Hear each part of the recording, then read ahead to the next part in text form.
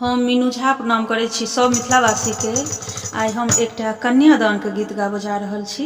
गीत के रचनाकार MM झा जी छथिन। एहि आशा के संग कोशिश कर रहल छी जे अहाँ सबके नीक लागे। धन्यवाद। जय मिथिला, जय मैथिली। गे बेटी चलने मिथिला गाम, गे बेटी चलने मिथिला गाम, चलने मिथिला गाम, पावन पुण्य पूज्य धरती, भेट धुन बड़े रघुराम। गे बेटी चलने मिथिला गाम, गे बेटी चलने मिथिला गाम। अंगना बेदी शान के बान्हब, तोहर मुँह देखी चुप के कानब। अंगना बेदी शान के बान्हब, तोहर मुँह देखी चुप के कानब। करब कन्यादान, करब कन्यादान, गे बेटी चलने मिथिला गाम, गे बेटी चलने मिथिला गाम।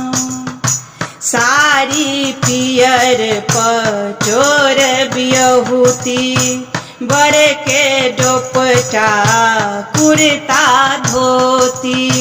साड़ी पियर पचोर बियहुती, बड़ के दोपटा कुर्ता धोती।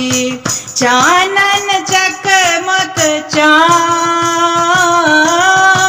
चानन चकमक चान, गे बेटी चलने मिथिला गाम, गे बेटी चलने मिथिला गाम।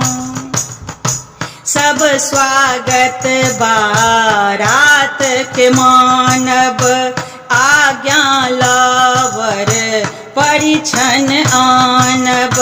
सब स्वागत बारात के मानब, आज्ञा लावर परिछन आनब।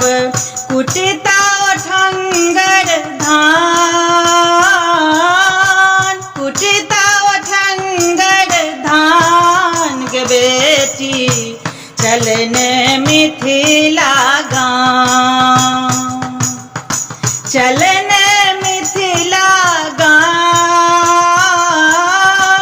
पावन पुण्य पूज्य धरती, भेट धुन बड़े रघुराम। गे बेटी चलने मिथिला गाम, गे बेटी चलने मिथिला गाम।